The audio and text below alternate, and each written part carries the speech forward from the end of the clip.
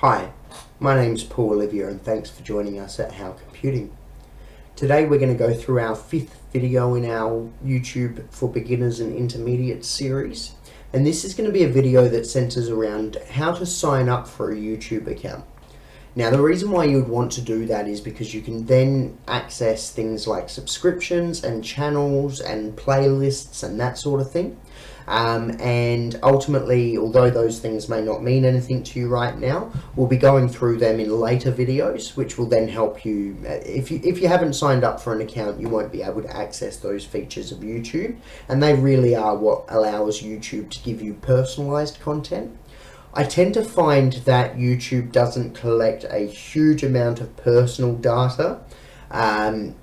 It depends on what you consider to be huge amounts of personal data, but ultimately it's there to, I find it quite safe. I don't tend to get many spam emails on the accounts I use for YouTube, and I tend to find that, yeah, like I said, it's quite safe. It's quite benign, YouTube is. So the way to do that, if you're just at the YouTube homepage, and you can do this from any page on YouTube, you just select sign in, and it will bring you to this page. Now, if you've already got an account, it may have options here for which account you want to use, or you could enter your existing Google account. And this is going to be a part where I need to explain something about Google and YouTube. For those of you that don't know, Google own YouTube. So YouTube was originally launched as an independent platform, and then at some stage Google decided that they wanted to own that, so they purchased YouTube. Now, that means that if you sign up for a YouTube account, that will also be your Google account. So if we ever use the two terms, they are interchangeable.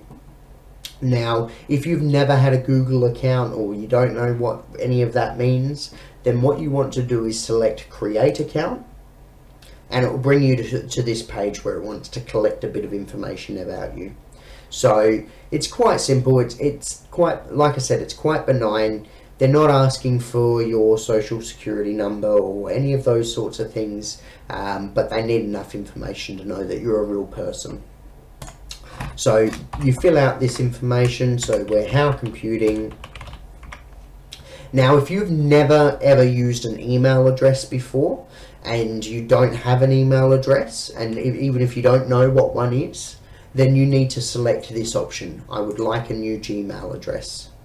And you can choose, and you can write something in there.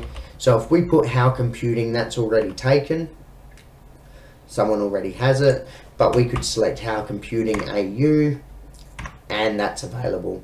Now, we've already got a different email address, so we're not going to be using that one today, but the rest of the steps are completely the same.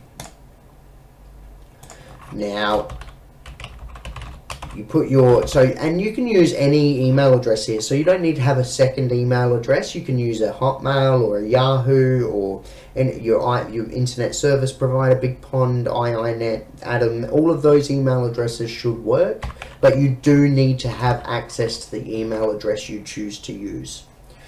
With passwords are really hard to teach about, because the best practice with passwords is to make them so complicated that no one's going to guess them, and that software is going to be very hard to crack them.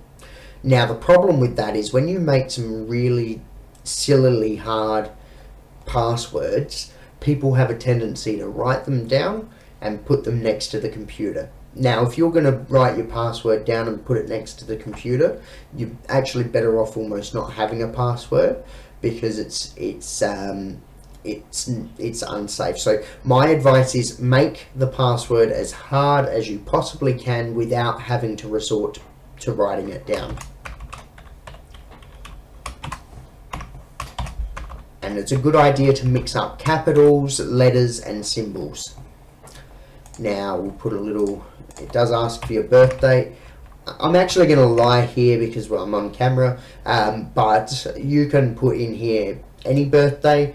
If you put your incorrect birthday, you're actually going to be in a situation where if you ever forget your password, it's going to be really hard to retrieve your account. They won't ever disclose your birthday, and it's not like if you send an email or put on YouTube, none of that sort of stuff is going to happen. Now, and we're male, Now you do need to put your telephone number in. So you do need to put your mobile phone number in. They will send you a text message just to confirm your number. So we're going to go, you will need to do the robot checker as well to make sure you're not a robot. So that just wants you to type in that. If you find that this is too hard to read or anything like that, you can hear the audio for it, or you can refresh it and get a new one. So that one's really blurry, but eventually my eyes can read it. You select your location, you agree to the terms of service, and I've definitely read them, and now you can select next step. So once you've selected next step, it's going to pre-populate your telephone number. Now that's the telephone number that you put in the last one. So what you're going to need to do is select either text message or voice call. It's up to you which one you do, and they're going to send you a code. So make sure your telephone number's correct and then select continue.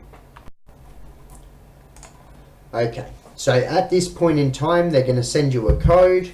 I've received that code right now, and it just says your Google verification code is 193812. Now, the Google verification code, that's not important. You don't need to write it down. You don't need to remember it. It's a once-off code just to make sure that you have access to the phone that you gave the phone number to. Now, if you ever need to retrieve your account again because you forgot your password or something, that will be helpful in doing that as well. Now, it's going to ask you if you've used a Gmail account. So if you've signed up a new Gmail account, then you're not going to need to verify your email address. For most people, they're going to be using an existing email address, so it's going to ask you to verify it. So I've already got it logged in here. Now we just refresh that, and we'll go sorry, you do need to select verify now. And this is a bit different, so this could be different depending on what email address you're using. But we're going to select yes to allow it to access it.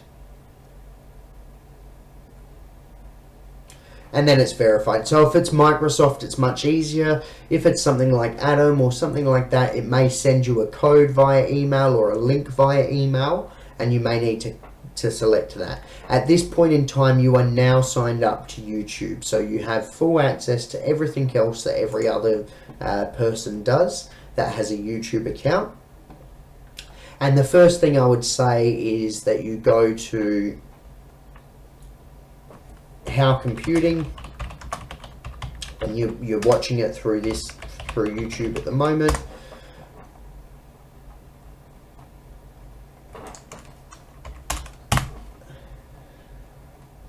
So you go to the How Computing site and subscribe, or if you're watching our video at the moment, if you're watching one of our videos at the moment, then you can select the subscribe button down there. And if you do that, that will make us very happy, and it will help us to create more videos as well. At this point in time, you can also like any video that you want, and you can also leave a comment here as well. Now, it may ask you to verify your identity again, and at that point you'll need to put your telephone number in again and you'll have to sometimes you're going to have to double dip with the verification code. So make sure you use the right mobile number so that if you do need to put in the verification code, you can do that.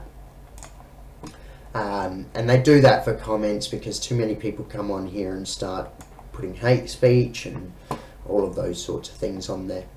Now, as always, if there's any concepts that I've spoken about here that are confusing or still complicated or you're not sure of, leave a comment now that you've got an account down below, or send us an email at howcomputing@hotmail.com. Thanks for watching, and please join us for our next video where we're going to be looking at how to search for videos on YouTube.